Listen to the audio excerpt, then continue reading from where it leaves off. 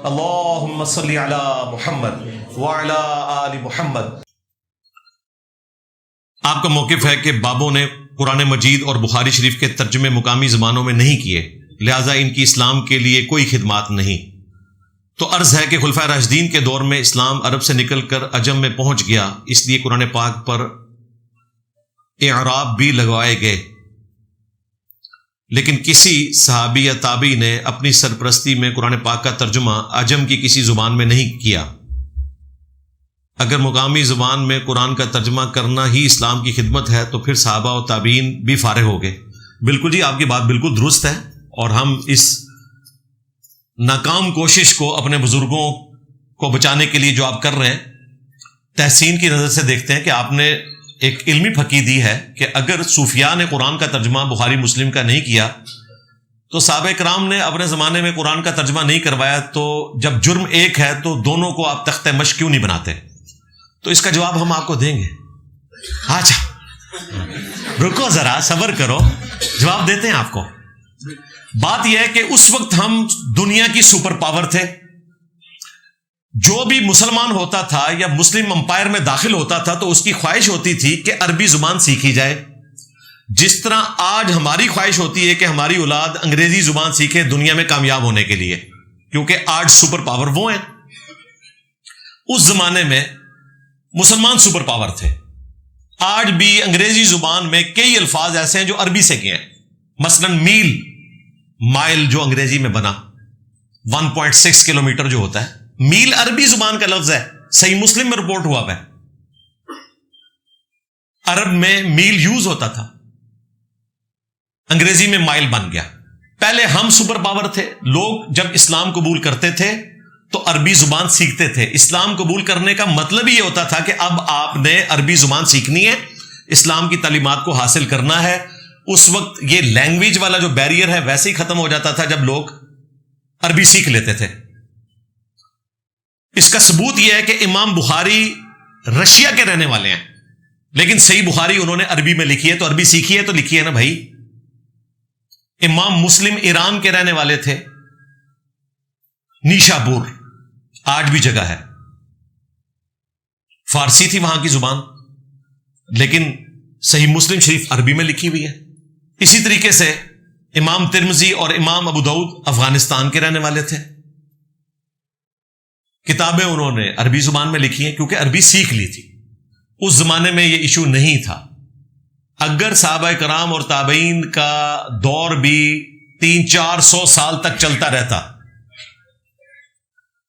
اور وہ قرآن کا ترجمہ نہ کرتے تو یقیناً ہم انہیں بھی کرٹیسائز کرتے۔ اور میں آپ کو وثوق سے کہتا ہوں کہ جب بعد میں یہ کمزوری آ گئی کہ لوگ عربی سیکھنا چھوڑ گئے، تو اگر کوئی صحابہ کرام یا تابعین میں سے شخص اس وقت زندہ ہوتا تو یقیناً یہ کام کر دیتا۔ لہذا آپ کا اعتراض تو مر گیا، اس میں کوئی وزن نہیں ہے۔ دوسری بات، صوفیاء اتنے ہوشیار تھے کہ اپنی کتابیں یہ فارسی میں لکھتے رہے۔ علی بن عثمان حجویری نے کشف المحجوب عربی میں کیوں نہیں لکھی؟ عربی تو آتی تھی ان کو، انہیں پتا تھا یہاں عربی کسی کو آتی نہیں ہے تو کتاب کا کیا فائدہ، انہوں نے یہاں کی لوکل لینگویج فارسی میں کشف المحجوب لکھی۔ اپنی کتابیں سمجھانے کے لیے لوگ فارسی میں لکھتے رہے، قرآن کا ترجمہ انہوں نے فارسی میں نہیں کیا۔ بمشکل 200-250 سال پہلے ترجمہ ہوا ہے، شاہ ولی اللہ دہلوی نے فارسی میں کیا، اور اردو ترجمے تو یہ 150 سال کے اندر اندر ہوئے ہیں، اور بخاری کا ترجمہ تو مشکل سے 100 سال پہلے ہوا ہے۔ تو صوفیاء اپنی کتابیں لوکل لینگویج میں لکھتے رہے۔ امام غزالی نے عربی زبان میں لکھی احیاء العلوم، لیکن انہیں پھر اندازہ ہوا کہ بھائی عربی تو سارے نہیں جانتے ہیں، تو پھر انہوں نے کیمیاء سعادت لکھی، وہ فارسی میں لکھی۔ تو اپنی کتابیں یہ اپنی لوکل لینگویج میں ہی لکھتے رہے۔ قرآن کے تراجم اور احادیث کے تراجم انہوں نے اس لیے نہیں کیے کہ ان کی جو تعلیمات تھیں وہ اس کے خلاف تھیں۔ اب مجھے بتائیں، یا بھاول حق بیڑا تاک، یا معین الدین چشتی پار لگا دے کشتی، قرآن میں تو یہ نہیں نہ لکھا ہوا۔ قرآن میں تو لکھا ہوا ہے ایاک نعبد و ایاک نستعین۔ قرآن میں تو لکھا ہے وَإِن يَمْسَسْكَ اللَّهُ بِضُرٍّ فَلَا كَاشِفَ لَهُ إِلَّا هُوَ، اگر اللہ کسی کو پکڑ لے کسی مصیبت میں، اس کے سوا کوئی نہیں چھڑا سکتا۔ قرآن میں تو لکھا ہے ام یجیب المضطر اذا دعا، بھلا بتاؤ تو کون ہے جو مصیبت اور پریشانی میں گھرے ہوئے شخص کی فریاد کو سنتا ہے اور اس سے اس کی تکلیف کو دور کر دیتا ہے۔ اِلٰہٌ مع اللہ، کیا اللہ کے ساتھ کوئی اور معبود بھی ہے جو یہ کر سکتا ہے؟ قرآن میں تو یہ لکھا ہوا ہے، قرآن میں تو لکھا ہے وَإِذَا سَأَلَكَ عِبَادِي عَنِّي فَإِنِّي قَرِيبٌ أُجِيبُ دَعْوَةَ الدَّاعِ إِذَا دَعَانِ، اے میرے محبوب جب میرے بندے آپ سے پوچھیں میرے بارے میں تو تم فرماؤ میں تمہارے بالکل قریب ہوں، ہر پکارنے والے کی پکار کو سنتا ہوں، لیکن شرط یہ ہے کہ میرا حکم مانے، مجھ پر ایمان لائے جیسا کہ ایمان لانے کا حق ہے۔ قرآن میں تو لکھا ہے ادعونی استجب لکم، اے میرے بندو مجھ سے مانگو میں تمہاری دعاؤں کو قبول کروں گا۔ ان الذین یستکبرون عن عبادتی، بے شک جو لوگ میری عبادت میں مجھ سے دعا کرنے میں تکبر کرتے ہیں میں انہیں ذلیل و خوار کر کے جہنم میں داخل کروں گا۔ اب یہ ساری آیتیں جب ہوں ان کا ترجمہ فارسی میں ہو جاتا تو بابے تو بہت پہلے ہی ختم ہو جاندے، میرے اس نعرے کی ضرورت نہیں پڑتی، میں نبی سا ہے ہی کوئی نہیں، تیرے بابے تھے شاہ ہی کوئی نہیں، اس کی ضرورت ہی نہیں پڑنی تھی، پہلے ہی بابے مارے جانے سن۔ ویسے اللہ دے فضل نال کسر اسی کٹ دیتی ہے، 1200 سال والے سارے چکے گئے نے، ہاں امت کا قرض اتار دیا اللہ کے فضل سے۔ آپ کا کہنا ہے کہ بابے نگاہیں مارتے رہے، حج پر جاتے رہے، لیکن نگاہ مار کر کسی نے تیل دریافت نہیں کیا۔ یار یہ کوئی واقعی بابوں کا ماننے والا ہے؟ یہ باقاعدہ دیکھیں، یہ یعنی ٹائپ ہوئے ہوئے کوشچن، یہ ہاتھ سے نہیں لکھے ہوئے، یہ ٹائپ ہوئے ہوئے کوشچن ہیں، پورے تیاری کے ساتھ آئے ہیں۔ کسی نے تیل دریافت نہیں کیا، یہ بابے تو بہت بعد میں آئے۔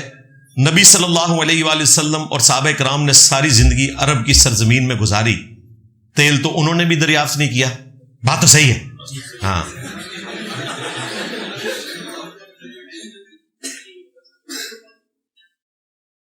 حتیٰ کہ نبی صلی اللہ علیہ وآلہ وسلم نے اونٹ کے اوپر سواری کی اور آپ کہتے ہیں کہ بابے جہاز نہیں اڑا سکتے، انجینئرنگ کا کوئی فارمولہ دیکھ کر نہیں پڑھ سکتے۔ کیا نبی الاسلام اور صحابہ کرام جہاز اڑا سکتے ہیں، انجینئرنگ کا فارمولہ پڑھ سکتے ہیں؟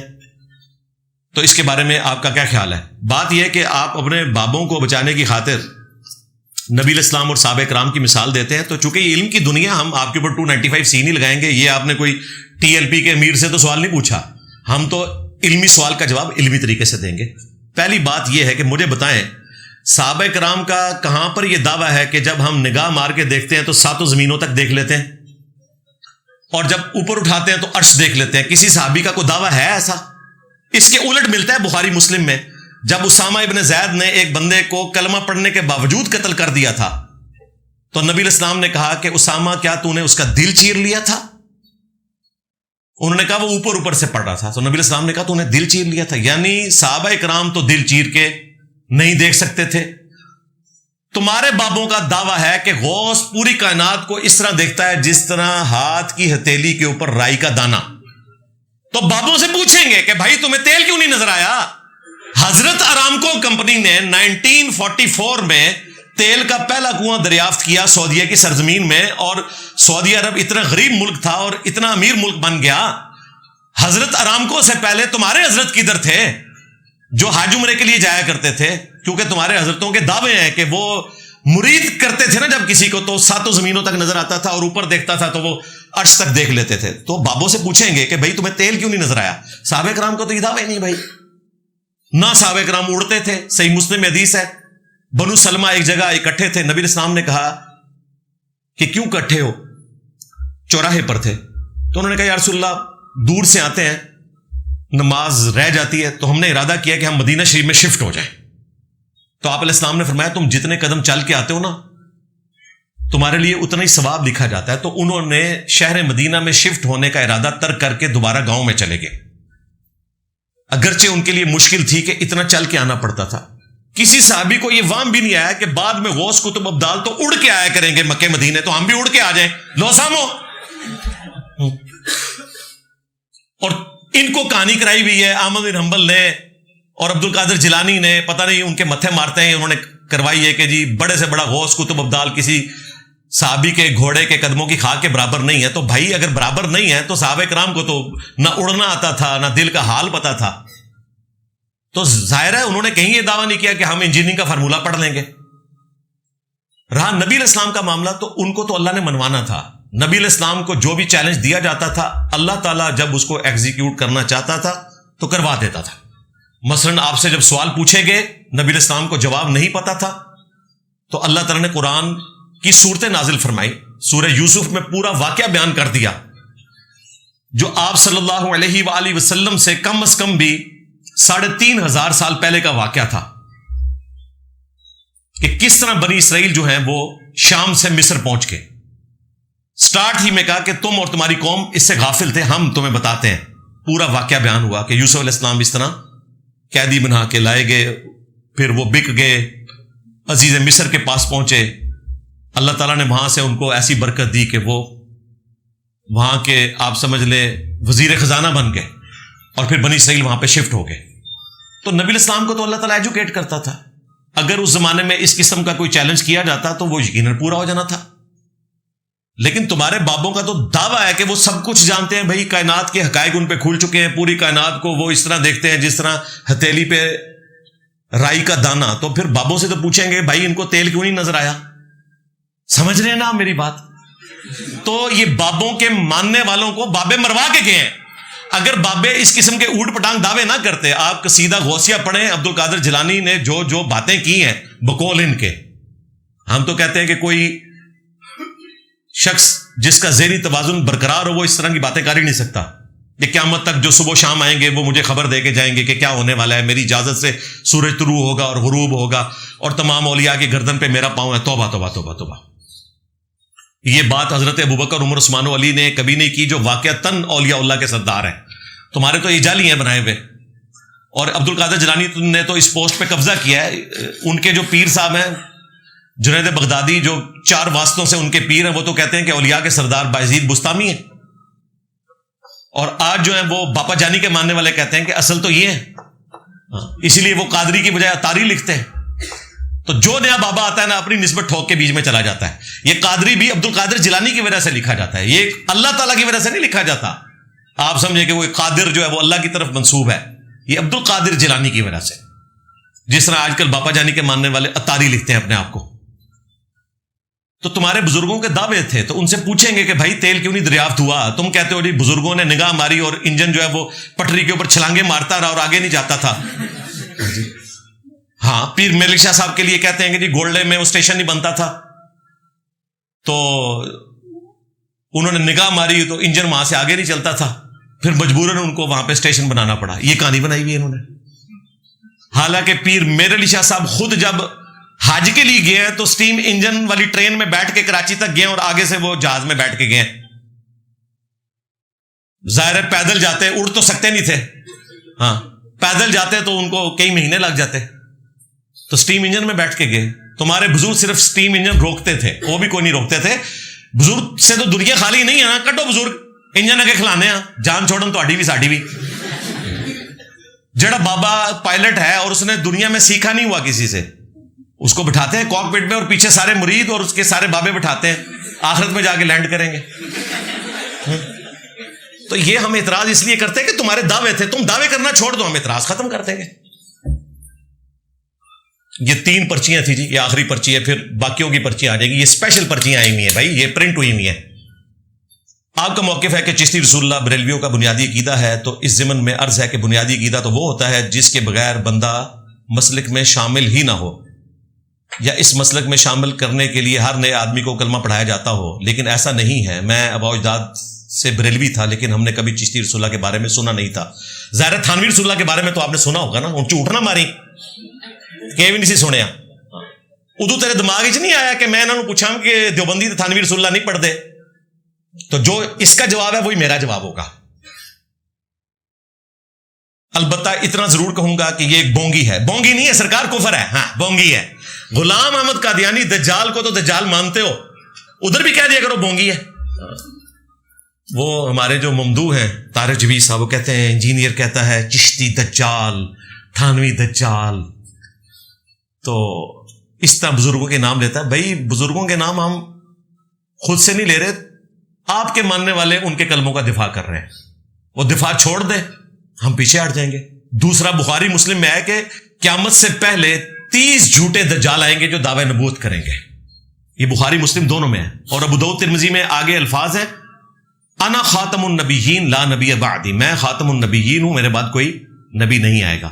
تو بھئی 30 کی گنتی تو پوری کرو ذرا۔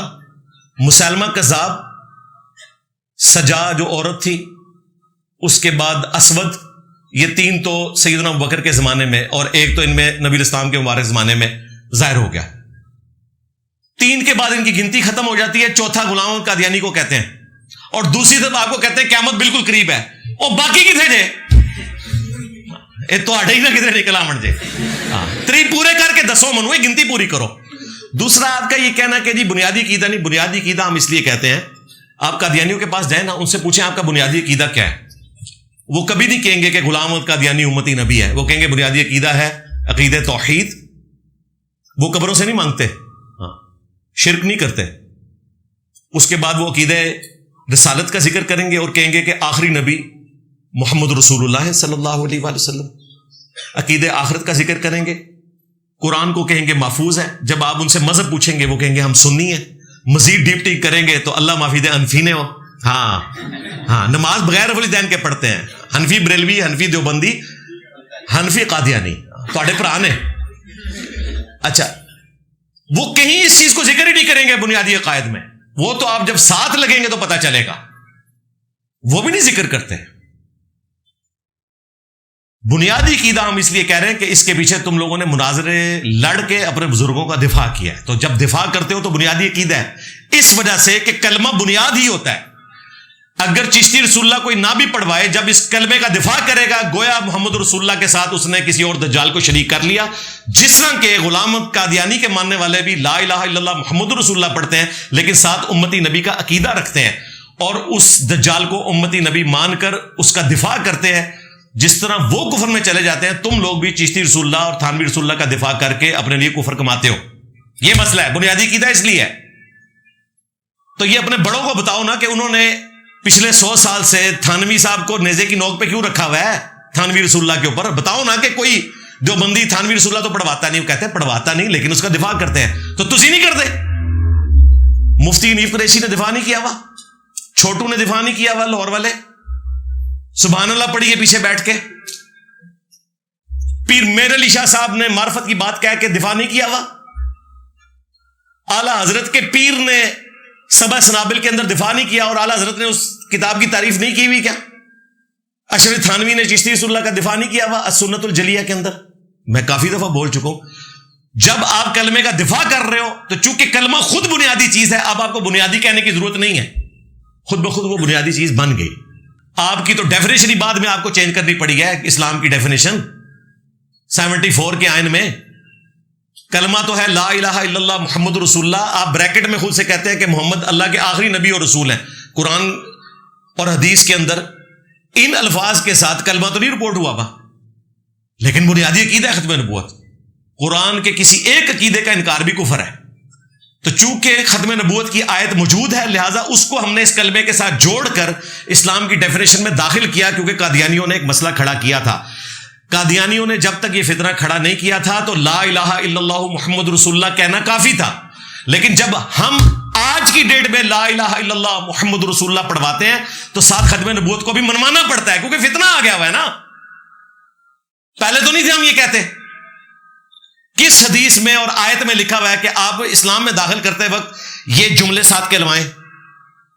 آج بھی ویسے نہیں کہلوائے جاتے، لیکن مسلمان کرتے ہی بتایا جاتا ہے کہ بھائی محمد رسول اللہ کا مطلب ہے کہ وہ آخری نبی ہے، کیونکہ باقی جگہ پہ موجود ہے، تو یہ ضروریات دین انہیں کہا جاتا ہے، ضروریات دین کا ماننا ضروری ہے۔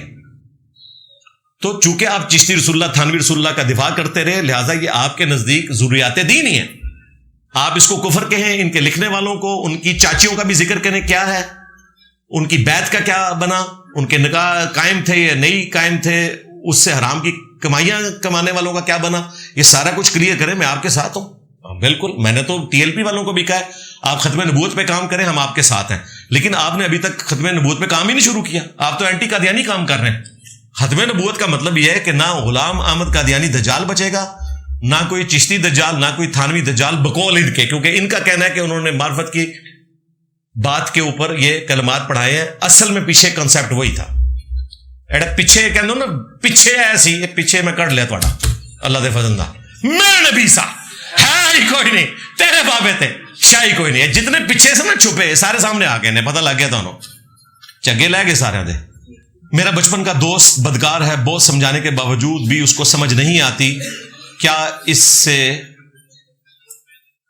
تعلق رکھا جا سکتا ہے؟ جی اب تو میرے خیال آپ کافی سمجھا چکے ہیں, مہربانی کر کے آپ تعلق توڑ ہی لیں, بجائے اس کے کہ وہ اپنی دوستی نبھاتے ہوئے آپ کو اپنے پیچھے لگا لیں. مہربانی کریں پیچھے ہٹ جائیں.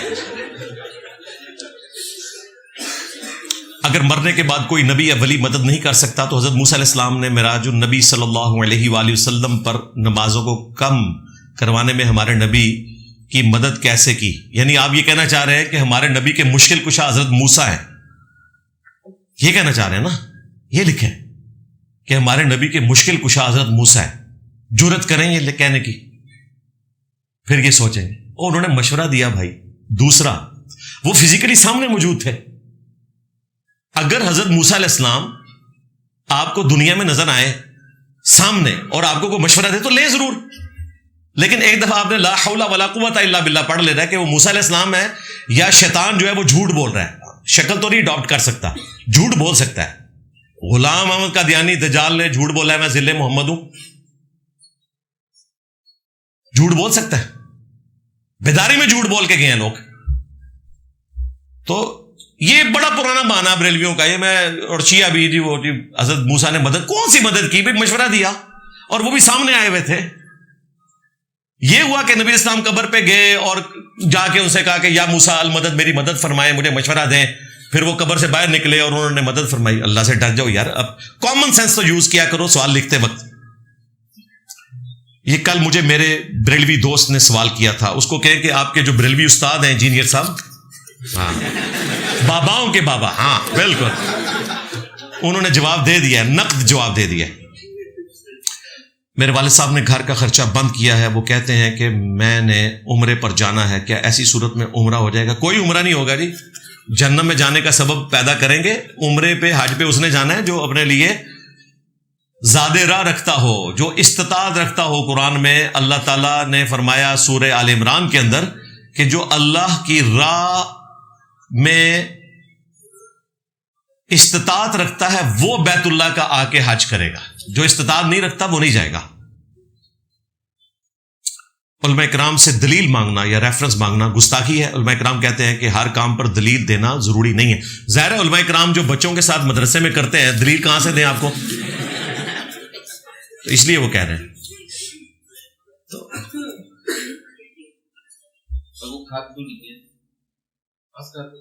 بار بار تو نا میں اناؤنسمنٹ کر سکتا, ایک ایک بندے کو پوائنٹ آؤٹ کر سکتا, اناؤنس کر دیا کرتا.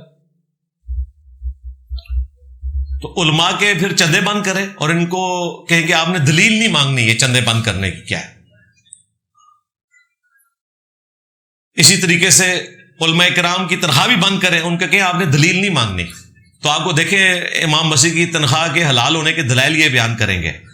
ہمارے نزدیک بھی حلال ہے اگر نماز پڑھانے کی تنخواہ نہ ہو, صرف ڈیوٹی کی تنخواہ ہو.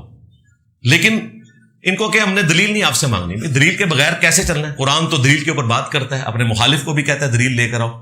تو یہ جذباتی باتیں ان کی, اس کا جواب پھر اسی طریقے سے دیا جاتا ہے. ہمارے معاشرے میں جب آپس میں ملتے ہیں عورتوں سے تو چھوٹوں کو سر پر کندھے پر ہاتھ لگا کر پیار کرتے ہیں, حالانکہ غیر محرم ہوتے ہیں.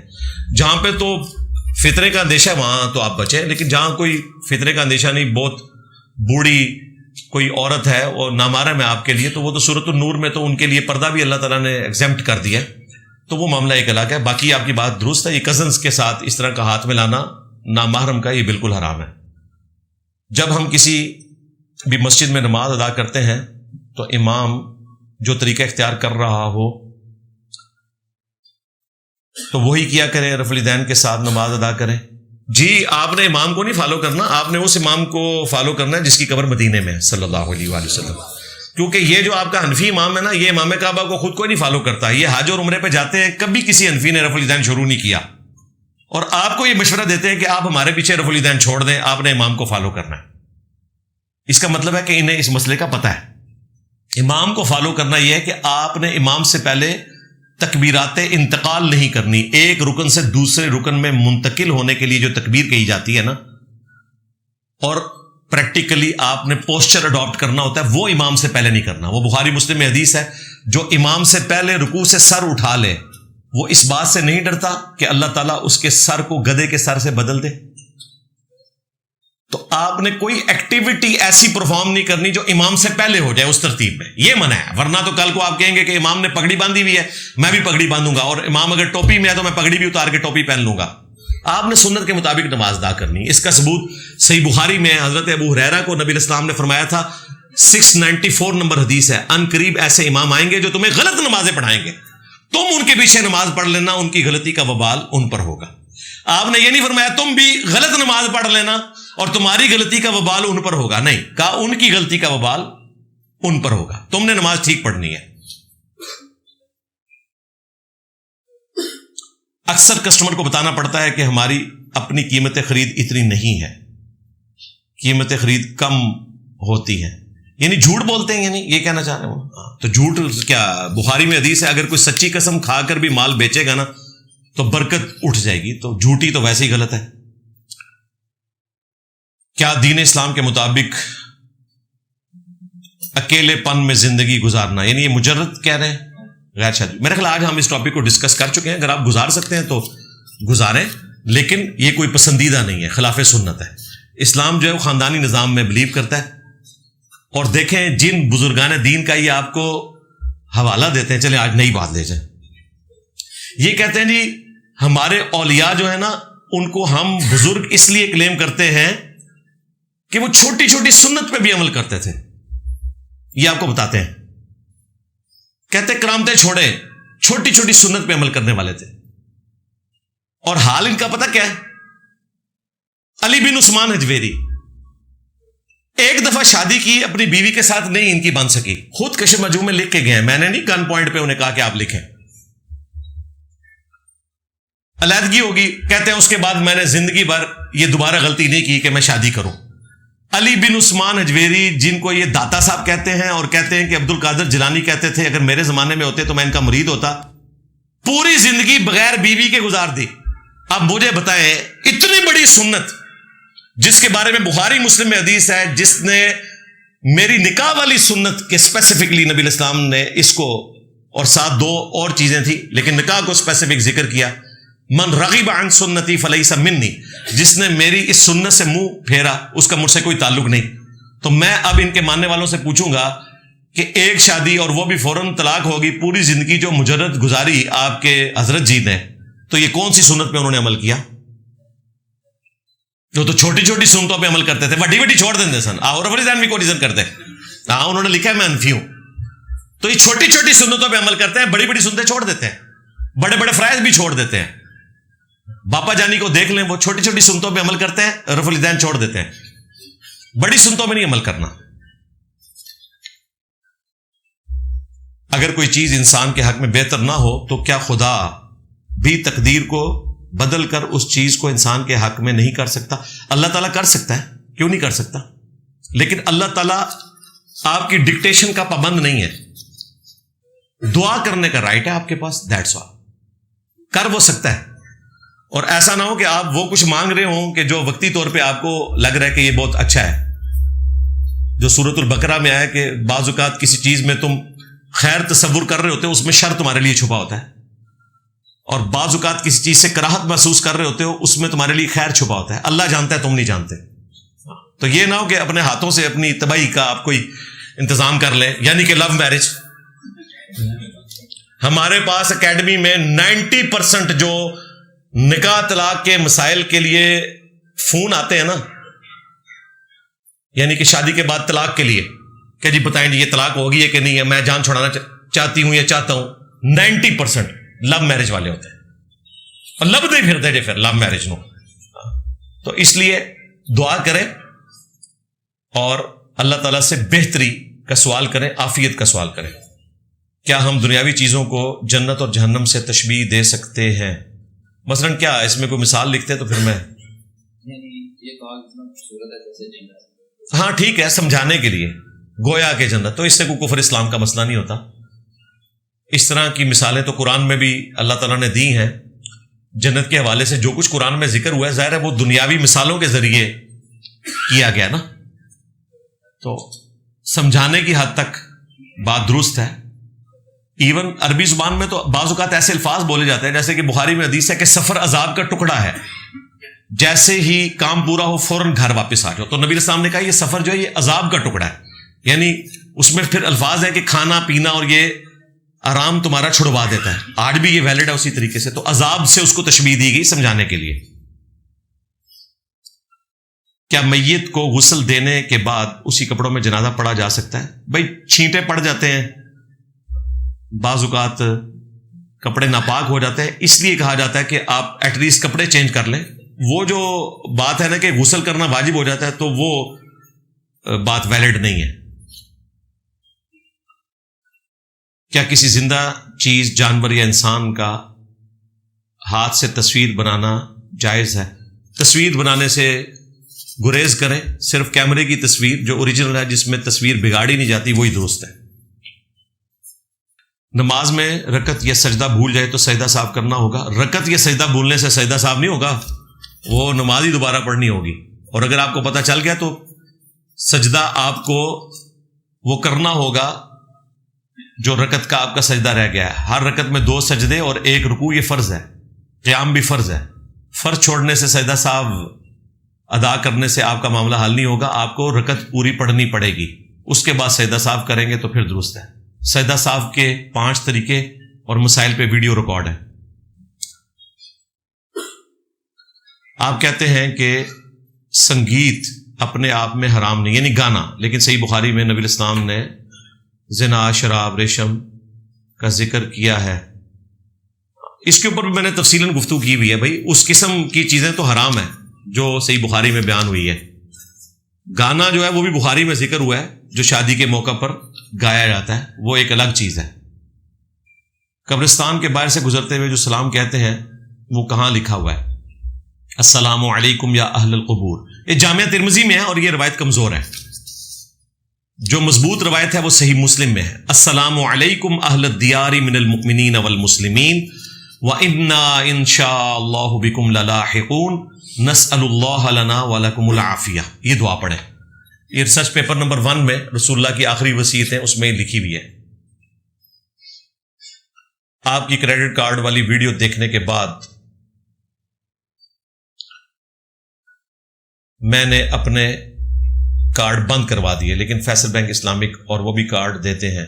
سود کی جگہ کیا استعمال کرتے ہیں جی؟ اب مجھے نہیں پتا اس کی کیا ہے, وہ آپ تفصیلات اگر مجھے پتا ہوتی تو میں کچھ بتا سکتا.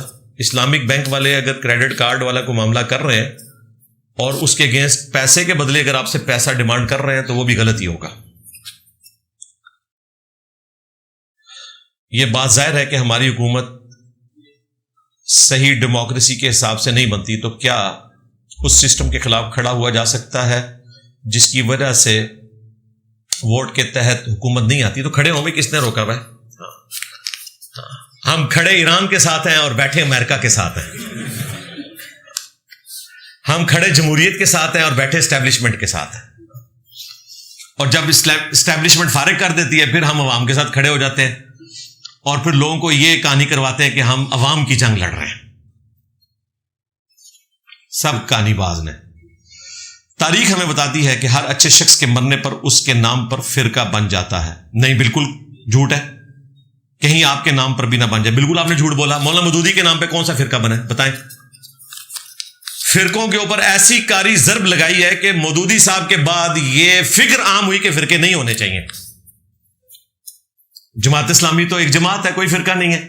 ان کی مسجد میں آپ کو رفع الیدین کرنے والے بھی نظر آئیں گے, اونچی امین والے بھی نظر آئیں گے, بغیر رفع الیدین کے بھی نظر آئیں گے. کبھی کسی کو تیکھی نظروں سے نہیں دیکھیں گے, نہ کسی سے نفرت کریں گے.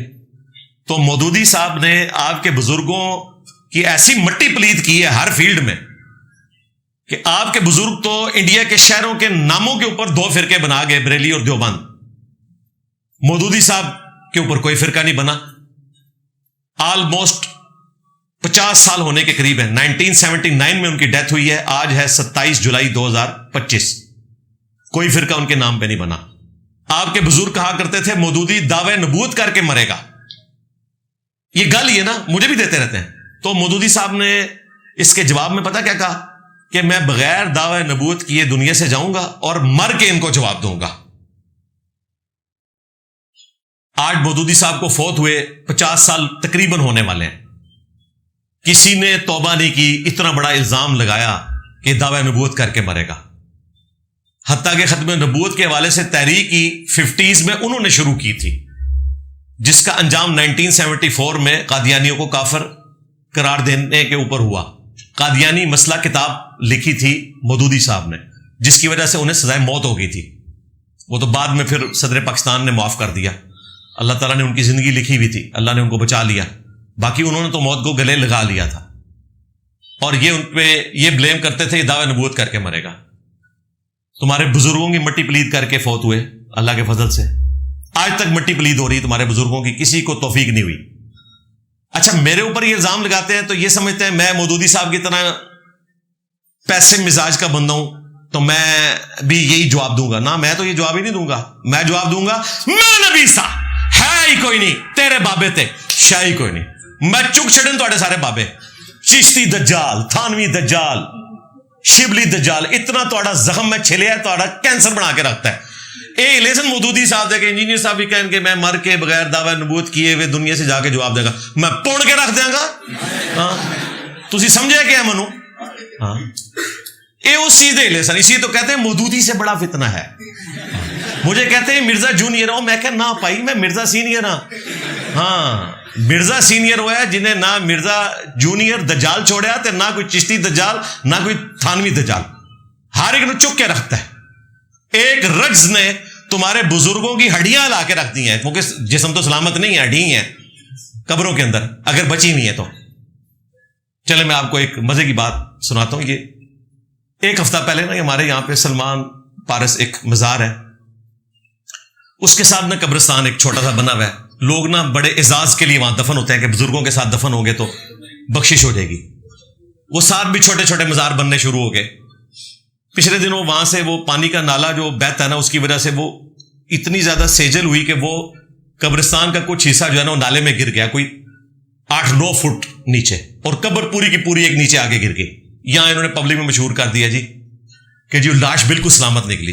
مجھے ایک بندے نے آگے خبر دی, اس نے جب کہا نا کہ جی وہ لاش بالکل سلامت نکلی ہے, اور رات کو ہم نے وہ لاش جو ہے نا وہ بتایا کہ شفٹ کی ہے, ہمارے محلے والے نے مجھے بتایا. میں نے کہا جی جھوٹ بولنے والے پر اللہ کی لعنت, اللہ کے فرشتوں کی لعنت, تمام لعنت کرنے والوں کی لعنت, بغیر تصدیق کے اس بات کرنے والے پہ لعنت, جس نے آپ کو خبر دی ہے اس پہ بھی لعنت, اس کو جس نے بتایا اس پہ بھی لعنت. اتنے اعتماد سے وہ کہتا نہیں جی اس نے خود دیکھی ہے. میں کہا اس طرح ہو ہی نہیں سکتا بھائی, جھوٹ.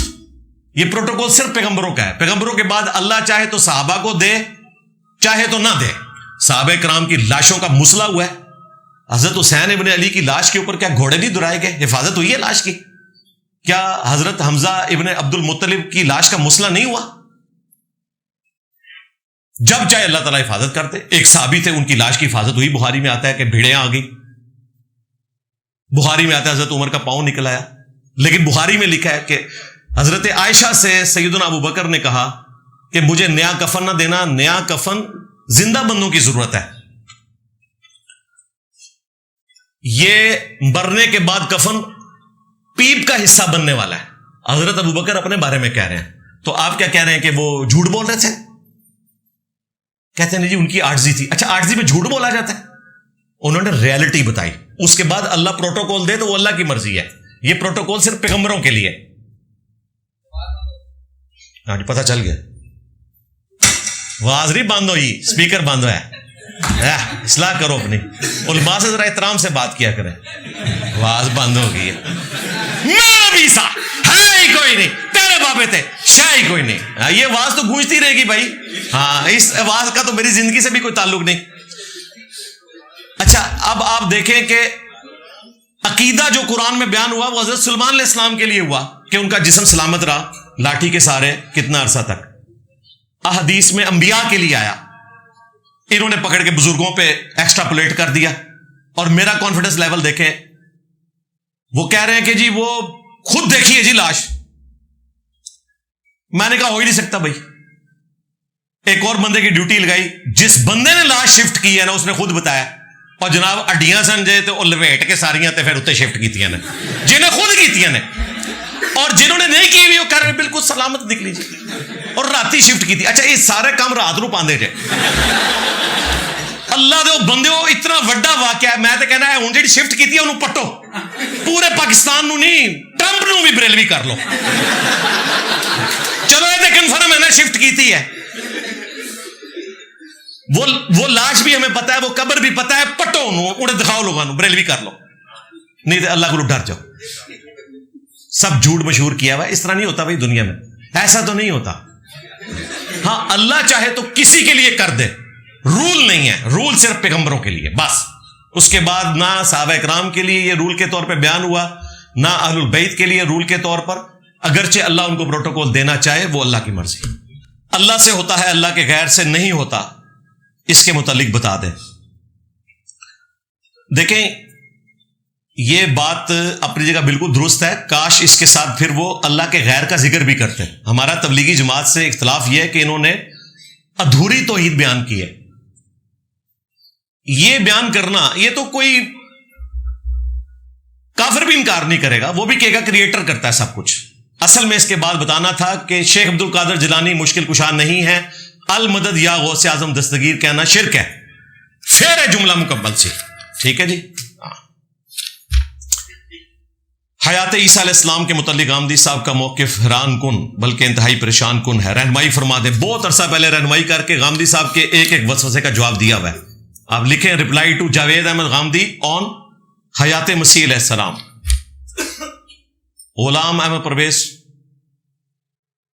کو جملہ معتبر علماء نے منکرین حدیث کا لقب دیا، لیکن قرآن حکیم پر جتنی مضبوط گرفت ان کی ہے شاید ہی کسی عالم کی ہو۔ استغفر اللہ توب الیہ۔ قرآن کی تعریف کی ہے اس بندے نے، قرآن کی جو عربی لٹریچر ہے نا اس کو بھی اس بندے نے چینج کر دیا کئی مقامات پہ۔ غامدی صاحب کا 1989 کا ایک لیکچر ہے فکر پرویز کی خرابی، اس میں انہوں نے کچھ چیزیں بیان کی ہیں، 1 گھنٹے کا لیکچر ہے، پوسٹ مارٹم کر دیا ہے۔ تو میں غلام احمد پرویز کو منکرین حدیث نہیں مانتا، منکرین قرآن مانتا ہوں۔ جب قرآن کی عربی لنگوسٹک کو آپ چینج کر کے بریانی کے ذریعے سینے میں لگی ہوئی آگ کو لکڑی کی آگ ثابت کرنے کی کوشش کریں، جبکہ دونوں کے لیے آگ کا لفظ لٹریچر میں بولا جاتا ہے، تو پھر آپ کو کہا جائے گا کہ آپ بدنیت ہیں، جان بوجھ کے آپ آگ کے لفظ کو اٹھا کے سینے کی آگ کو اور لکڑی کی آگ کو برابر قرار دے رہے ہیں۔ یہ کچھ انہوں نے کیا قرآن کے ساتھ، ہر معجزے کا انکار کیا ہے قرآن کے، وہ کسی معجزے کو نہیں مانتے۔ عیسیٰ علیہ السلام کو بغیر باپ کے پیدا ہوا نہیں مانتے وہ جی۔ موسیٰ علیہ السلام کا جو وہ عصا کو پھینک کر اجدا بنانے کا معجزہ ہے اس کا انکار کرتے ہیں، کسی معجزے کو نہیں مانتے۔ آپ کہہ رہے ہیں قرآن کو مانتے تھے، قرآن کی جو تعریف کی ہے انہوں نے، اسی کی یعنی پلی لے کے چند ماڈرن قسم کے مسلمان جو ہیں وہ معجزات کا انکار کرنا شروع ہو گئے۔ اسلام میں والدہ کے کیا حقوق ہیں؟ ماں باپ کے حقوق کے اوپر میں نے 1 گھنٹے کی گفتگو کی تھی۔ 10 کمانڈمنٹس جب آئی تھی نا، وَقَضَىٰ رَبُّكَ أَلَّا تَعْبُدُوا إِلَّا إِيَّاهُ وَبِالْوَالِدَيْنِ إِحْسَانًا سورہ بنی اسرائیل میں، تو وہ پوری ویلیو ایڈیشن کے ساتھ ہدایہ وکٹری چینل کے اوپر زبردست انداز میں ایک ایک ریفرنس کے ساتھ اپلوڈ ہے۔ ماں باپ دونوں کے حقوق الگ الگ میں نے بیان کیے۔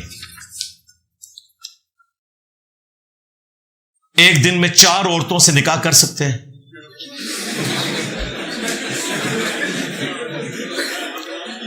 صرف نکاح کی انہوں نے بات کی، رخصتی کی بات نہیں کی۔ جی کریں، کوئی مسئلہ نہیں۔ ایویں کہانی مطلب بہ کے خواب کوئی کڑیا کسی نے۔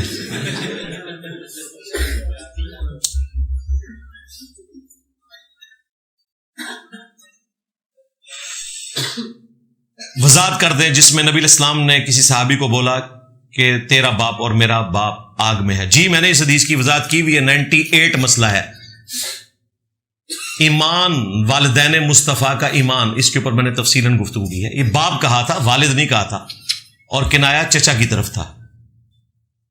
اگر کوئی نماز پڑھ رہا ہو اور کوئی اس کے قریب اونچی آواز میں قرآن پڑھے تو کیا یہ جائز ہے؟ بالکل ناجائز ہے جی، اس سے توجہ بڑھتی ہے، آہستہ آواز میں پڑھے۔ کیا انبیاء کرام سے بھی قبر میں سوالات ہوتے ہیں؟ تو ہوں تو کوئی فرق نہیں پڑتا بھائی، وہ جواب دے دیں گے، کیوں انبیاء نے حساب نہیں دینا؟ سورۃ الاعراف میں آئے کہ ہم قیامت والے دن جن امتوں کی طرف پیغمبروں کو بھیجا گیا ان سے بھی پوچھیں گے اور رسولوں سے بھی پوچھیں گے. تو دونوں سے پوچھا جائے گا. انبیاء تو کنفرم جنتی لوگ ہیں, وہ جواب دے دیں گے. لوگ پوچھتے ہیں نماز میں نبی الاسلام بھی کیا پڑھتے تھے؟ اشہد ان لا الہ الا اللہ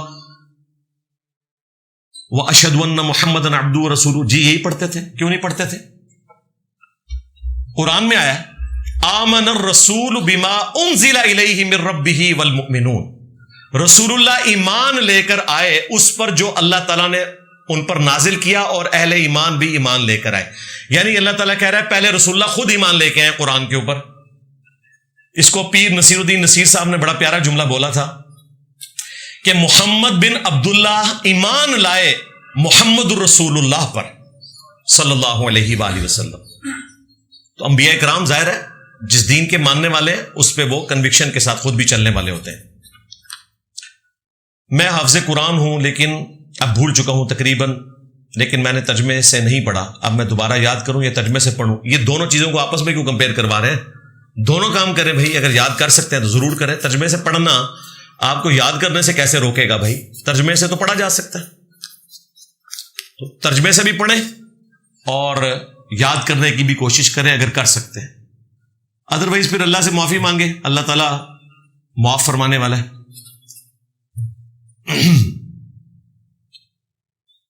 اگر انسان گناہ کرتا ہے اور اس گناہ کی اللہ تعالیٰ سے معافی بھی مانگتا ہے اور وہ گناہ دوبارہ نہیں کرتا, تو کیا اس کے پچھلے گناہوں کی سزا قیامت میں ملے گی؟ بھئی معافی کے بعد سب کچھ ختم, بلکہ گناہ بھی نیکیوں سے بدلے جائیں گے. سورۃ الفرقان آیت نمبر 70. آپ کہتے ہیں فرقہ پرستی نہیں کرنی چاہیے, اور آپ کہتے ہیں میں ہی اصلی اہل سنت ہوں. آپ کون سے اہل سنت ہیں؟ یہ بھی تو ایک فرقہ ہے. جی فرقے کی نشانی یہ نہیں ہوتی ہے.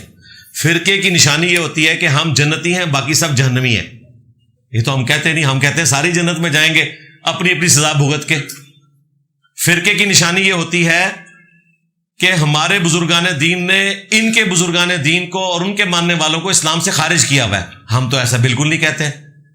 فرقے کی نشانی یہ ہوتی ہے کہ ایک گلی میں ہر فرقے کی الگ الگ مسجد ہوتی ہے. ہماری ذرا بتائیں مسجد کہاں موجود ہے؟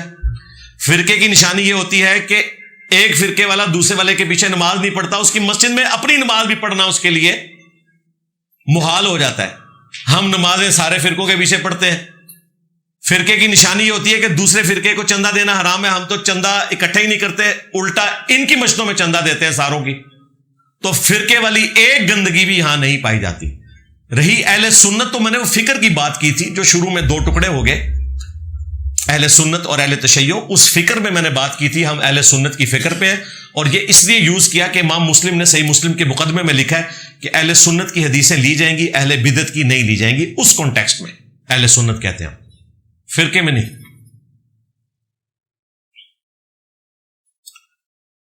آپ کہتے ہیں اسلام میں ساس سسر کا رشتہ نہیں, تو میرا سوال یہ ہے کہ بیٹیوں کی رخصتی کے بعد ماں باپ کس کھاتے جاتے ہیں؟ کیونکہ بیٹے تو باہر کام کرتے ہیں, گھر میں ماں باپ کو کس نے دیکھا؟ بیٹے نہیں دیکھنا جی, ملازم رکھ کے دے گا آپ کو, اور ہر وقت تو آپ کو نہیں دیکھنا نا اس نے. وہ تو کوئی بیمار ماں باپ ہو تو ان کو ہر وقت دیکھنا ہے نا, ادروائز تو خرچہ پانی لگانا ہے. ماں باپ تو کہتے ہیں جی $1 ملتے ہیں تو جاؤ باہر کے ملک میں. ہمارے استاد ڈاکٹر اسرار صاحب تو بڑا غصہ کھاتے تھے کہ یہ اپنے بچوں کو بیچ دیتے ہیں پیسوں کے بس. ان کو تکلیف اس وقت ہوتی ہے جب اپنی بیوی کو لے کے کوئی الگ ہو جائے. اگر بیوی کو کنیز بنا کے ان کے پاس چھوڑیں اور آپ ملک چھوڑ کے چلے جائیں, بھلے آپ 5 سال بعد آئیں, ماں باپ کو کوئی تکلیف نہیں. وہ کہتے ہیں بس ہمیں $اور پاؤنڈ بیچتے رہو. پیسے کی دنیا ہے ساری. یہ نہ سمجھیے گا کہ یہ جو میں بات کر رہا ہوں یہ تھیوریٹیکل ہے, میجورٹی کیسز میں ایسے ہی ہے. کوئی ایک آدھ بندہ ہو سکتا ہے کہ جو ان چیزوں میں بلیو نہ کرتا ہو, ادروائز اوور آل تو یہی ہے. تو خدمت بیٹے نہیں کرنی ہے بھائی.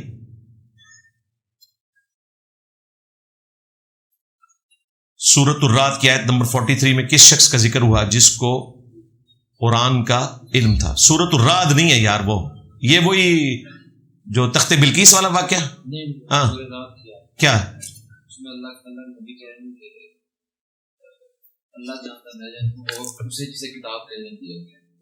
ہاں تو وہ تو علماء کا ذکر ہے نا, علماء یہود کا. یہ تو کئی جگہ پہ قرآن میں آیا.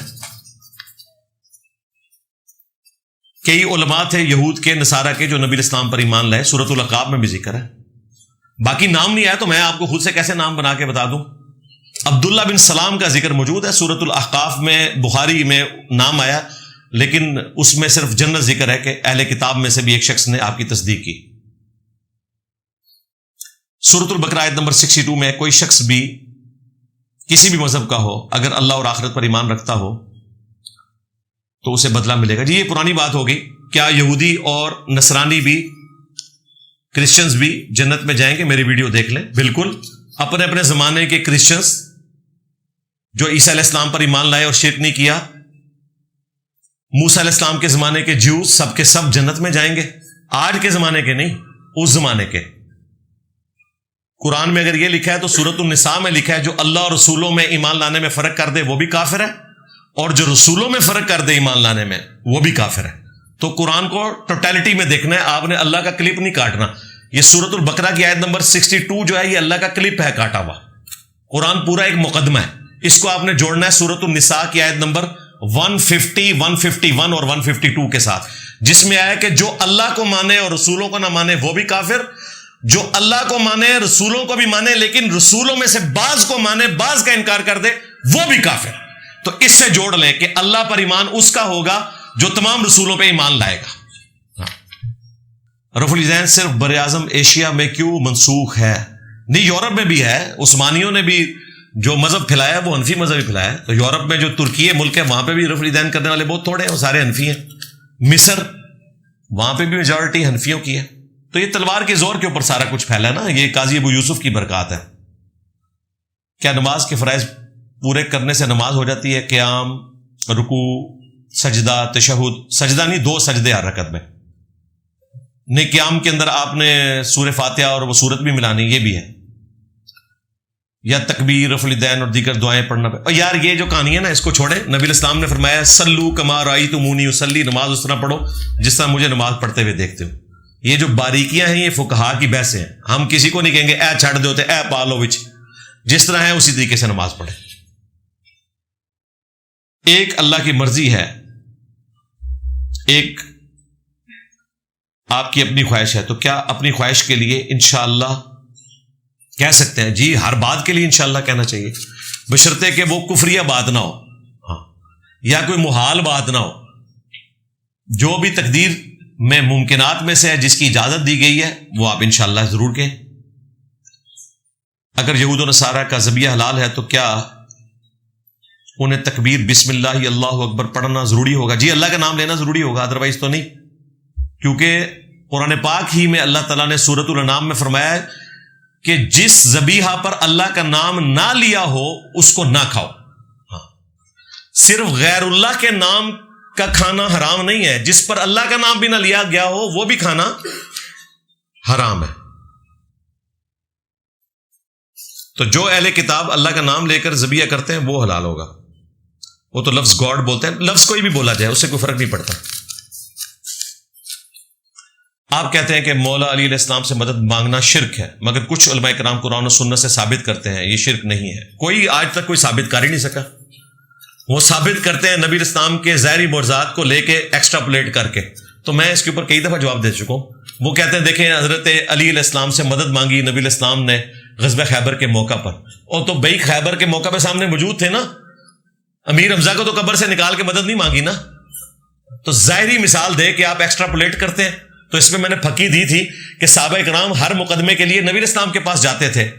رسول اللہ کی وفات کے بعد قبر رسول سے جا کے فیصلے کیوں نہیں کرواتے تھے؟ جنگ جمل صفین نہروان کے، ثقیفہ بنی ساعدہ کے.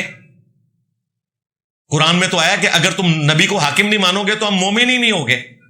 تو صحابہ کرام نے قبر رسول سے فیصلے کیوں نہیں کروائے؟ انہیں پتا تھا کہ نبی الاسلام سے آپ کمیونیکیشن نہیں ہو سکتی. تو جو سامنے ہو موجود اس کے ساتھ کمیونیکیشن کرنا اور معاملہ ہے، قبر والے سے اور ہے. یہاں اگر آپ کے غوث پاک موجود ہوں اور میں ان کو کہوں کہ جی مجھے پانی کا ایک گلاس پلا دے، میں تو کہوں گا مجھے تو کوئی یاد نہیں، میں نے ان کو نیکیاں دلوانی ہے نا. ادب شدب تو آپ لوگوں کے مسئلے ہیں نا. جب میں کام کر رہا ہوں گا میرے سامنے بیٹھے ہوں گے تو میں ان کو کہوں گا جی مجھے پانی پلا دے. اور ان میں بھی آپ تو کہتے ہیں بزرگوں میں بہت عاجزی ہوتی ہے تو وہ پلا دیں گے یقیناً. وہ یہ نہیں کہیں گے کہ میں ایڈا اونچا، یہ نہیں، اگر وہ کہنے گے تو میں فارغ ہوگی پھر. لیکن اب وہ قبر میں اور میں کہتا ہوں غوث پاک 2 بوتلیں نیسلے کی بھیج دیں تو نہیں بھیج سکتے. عورتوں کا قبرستان جانا جائز ہے؟ جی صحیح مسلم میں حدیث ہے، عائشہ کو نبی اسلام نے باقاعدہ دعا سکھائی ہے. یہ احمد بریلوی صاحب نے کتاب لکھی ہے اور امت کو فتنے میں ڈالا کہ عورت قبرستان نہیں جا سکتی، یا چند اہل حدیث نے. اہل حدیث میں بھی اکثریت قبرستان میں عورتوں کے جانے کی قائل ہے، احادیث موجود ہیں. میت کو دفنانے کے بعد قبر کے سوالات میں استقامت کے لیے قرآن تلاوت کیا جائے. نہیں، قرآن ہی تلاوت ہوگا، دعا کی جائے گی. ابو داؤد میں دعا ہے کہ آپ نے دعا کرنی ہے کہ میرے بھائی کو استقامت عطا فرما قبر کے سوالات میں. یہ آیا. پاکستان کے آئین میں علاقائی اور قبائلی روایات کو کس حد تک تسلیم کیا جاتا ہے؟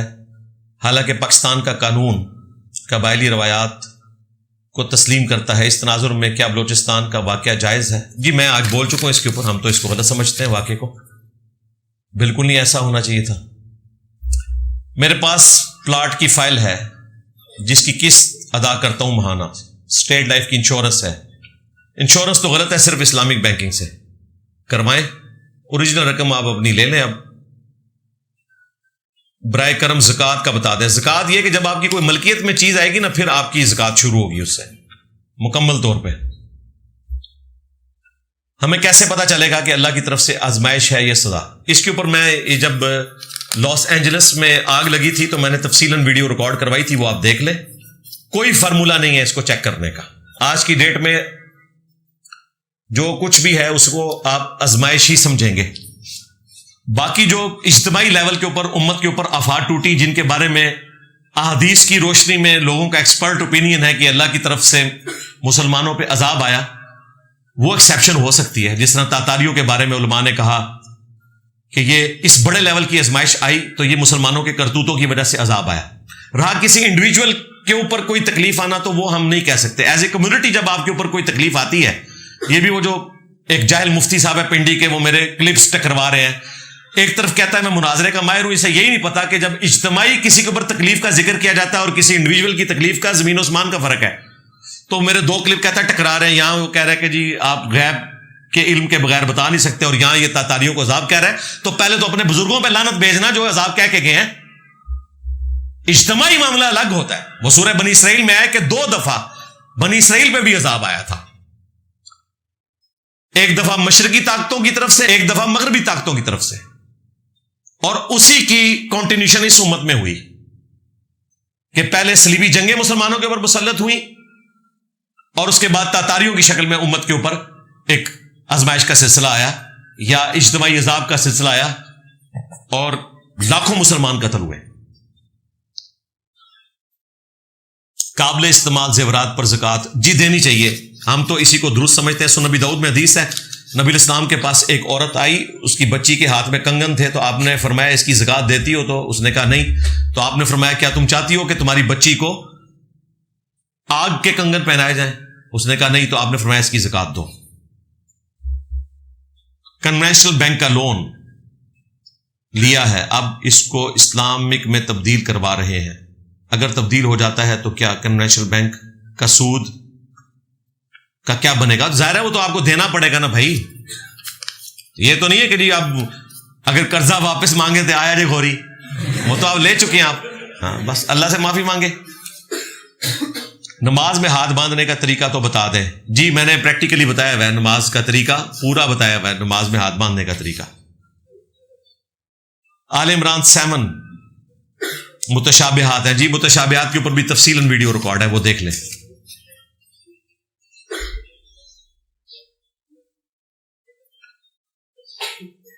محلے والا امام مسجد بریلوی ہے، ہر جمعرات کو نماز عشاء کے بعد مسجد کے اندر ختم خواجگان پڑھواتا ہے. مکمل درباری ہے، کیا اب بھی اس کے پیچھے نماز پڑھوں؟ شرک والے امام کے پیچھے نماز پڑھنا، یہ دیکھ لیں. ختم خواجگان میں تو وہ صحیح کہہ رہے ہوتے ہیں، یا قاضی الحاجات اللہ کو کہہ رہے ہوتے ہیں.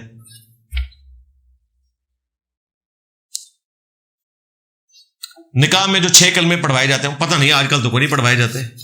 اس کا کوئی دین سے لینا دینا نہیں ہے کہ آپ نے نکاح میں کلمے پڑھوانے ہیں.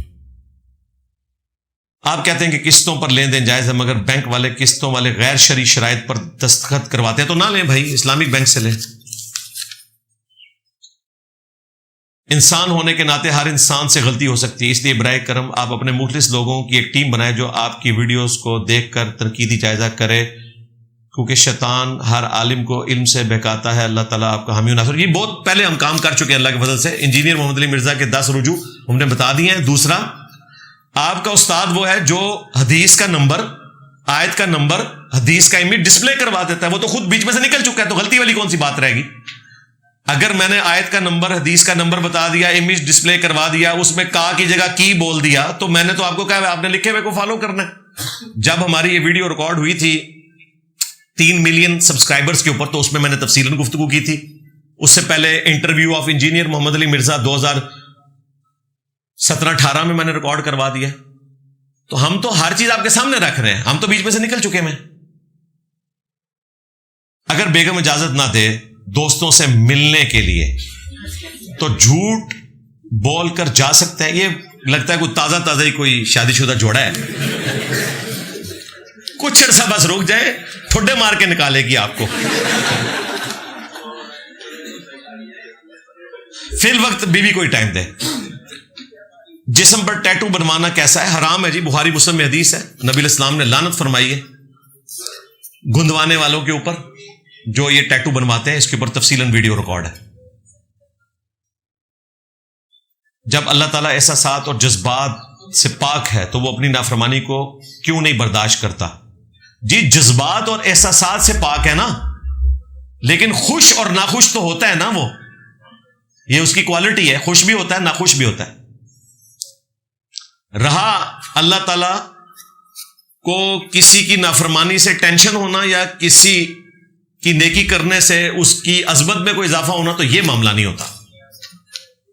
تشہد میں انگلی اٹھانے اور واپس رکھنے کا سنت طریقہ، جی پریکٹیکل نماز کا ریکارڈ ہے، ایک ایک چیز اس میں ریکارڈ ہے۔ کیا یہ حدیث میں ہے کہ میرے بعد کوئی نبی ہوتا تو عمر ہوتا؟ جی یہ جامع ترمذی میں روایت ہے، حسن درجے کی ہے، درست ہے، میں نے بیان کی ہے کئی ویڈیوز میں۔ میں انشاءاللہ یورپ جا رہا ہوں، کوئی ایک نصیحت کر دیں۔ ایک نصیحت یہ ہے کہ آپ نے نمازوں کی پابندی رکھنی ہے، اور اس کے ساتھ ایک چیز جڑی ہوئی ہے، وہ آپ نے نگاہوں کی حفاظت کرنی ہے، اور تیسری چیز بھی جڑی ہوئی ہے کہ رزق حلال کمانا ہے، ادروائز واپس ہی آ جاؤ۔ عورت کا محرم کے بغیر سفر کرنا اسلام میں منع ہے، لیکن آج کل تعلیم کے لیے بیرون ملک جانا کیسا ہے بغیر محرم کے؟ دیکھیں حالت امن اگر ہو تو بغیر محرم کے سفر کرنا درست ہے، اس کے اوپر دلائل موجود ہیں، میں نے اپنی ویڈیوز میں ریکارڈ کروایا ہوا ہے۔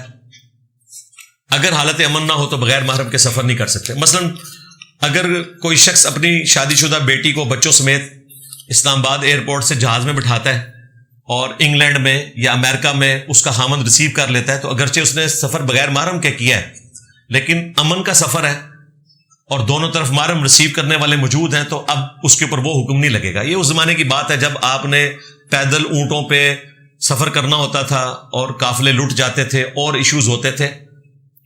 اب آپ پوچھیں گے اس کی اصل موجود ہے صحیح بخاری میں، نبی علیہ السلام نے فرمایا عنقریب ایسا امن ہوگا کہ اکیلی عورت ہیرا شہر جو عراق میں ہے وہاں سے چلے گی اور طواف کعبہ کر کے واپس چلی جائے گی، زیورات کی لدی ہوئی، اور اسے کسی کا خوف نہیں ہوگا۔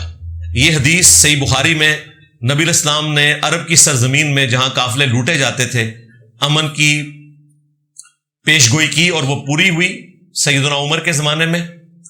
تو اکیلی عورت کا ذکر ہے کہ زیورات کی لدی ہوئی، وہ طواف کعبہ کر کے واپس چلی جائے گی، اتنا لمبا سفر، 1 مہینے کا سفر۔